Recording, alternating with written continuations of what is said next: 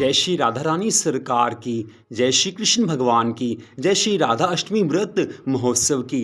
मंदिर श्री बंसी वाले महात्मा यूट्यूब चैनल की ओर से आप सभी भक्तों को आज के श्री राधा अष्टमी व्रत और महोत्सव की हार्दिक शुभकामनाएं।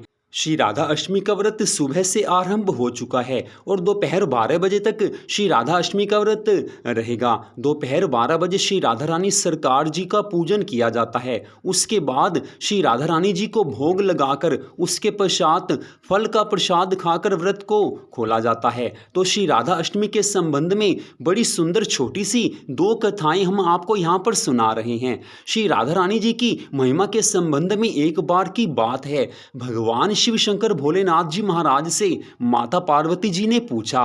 माता पार्वती जी ने भगवान शिव से कहा है कि हे प्रभु, आपने भगवान श्री कृष्ण जी की महिमा की कथा तो बहुत सुनाई है, लेकिन आपने श्री राधा रानी जी की महिमा की कथा कोई नहीं सुनाई। तो मेरे मन की ये इच्छा है कि आप श्री राधा रानी जी की महिमा का कुछ वर्णन कीजिए। माता पार्वती जी के इन वचनों को सुनकर भगवान शिव शंकर भोलेनाथ जी महाराज जी ने कहा है कि हे पार्वती, श्री राधा रानी जी की महिमा इतनी अनंत है कि श्री राधा रानी जी की महिमा का वर्णन नहीं किया जा सकता। श्री राधा रानी जी की महिमा का वर्णन तो दूर की बात है, श्री राधा रानी जी के चरणों की नख की महिमा का वर्णन भी मैं पूर्ण रूप से नहीं कर सकता। लेकिन आप इतना समझ लो कि श्री राधा रानी श्री कृष्ण जी के नामों का जाप करते हुए मैं सदा उनके ध्यान में मगन रहता हूँ। श्री राधा कृष्ण भगवान जी मुझे शक्ति देते हैं, उसी शक्ति से मैं अपने भक्तों को आगे वरदान देता हूं।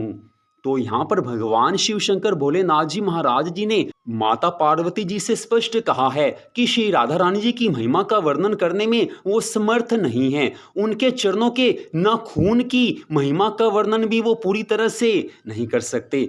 भगवान शिव ने स्पष्ट किया है कि वो सदा श्री राधा कृष्ण भगवान जी के नामों का जाप करते हैं, उन्हीं की भक्ति में मग्न रहते हैं। भगवान श्री राधा कृष्ण जी शिव शंकर भगवान जी को शक्ति देते हैं, उसी शक्ति से भगवान शिव आगे अपने भक्तों को वरदान देते हैं। तो श्री राधा रानी जी की महिमा अनंत है। त्रिलोकी भर में श्री राधा रानी सरकार की महिमा का वर्णन करने में कोई भी पूरी तरह से समर्थ नहीं है। अब भगवान श्री कृष्ण जी ने राधा रानी के संबंध में, श्री राधा अष्टमी व्रत के संबंध में क्या कहा है उसे भी आप सुन लीजिए। भगवान श्री कृष्ण जी ने स्वयं अपने श्रीमुख से कहा है कि जो भक्त पूरी श्रद्धा भावना से श्री राधा अष्टमी का व्रत रखते हैं उन्हें श्री राधा रानी सरकार स्वयं अपना सानिध्य प्रदान करती हैं, अर्थात सदा उन पर कृपा दृष्टि बनाकर रखती हैं।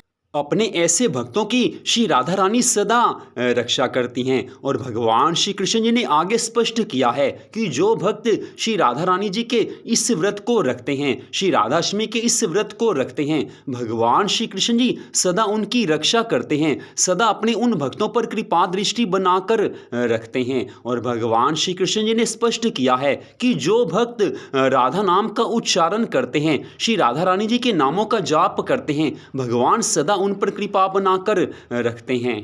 जो भक्त श्री राधा रानी जी के नामों का जाप और संकीर्तन करते हैं, भगवान श्री कृष्ण सदा उन पर कृपा बनाकर रखते हैं, उनकी सभी मनोकामनाओं को भगवान पूर्ण करते हैं।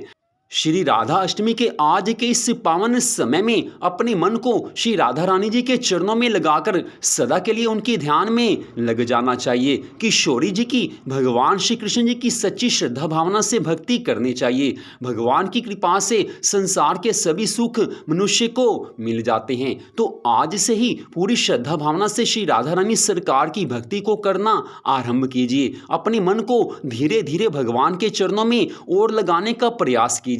हम अपने मन को श्री राधा जी के चरणों में लगाएंगे तो राधा रानी की कृपा अपने आप प्रकट होगी ही होगी। और वैसे भी राधा अष्टमी के इस पावन दिन में अगर राधा रानी हमारी भक्ति से प्रसन्न हो गई तो राधा रानी सदा के लिए हम पर कृपा बना देती हैं। तो राधा अष्टमी के इस व्रत और पावन महोत्सव की आप सबको हार्दिक शुभकामनाएं।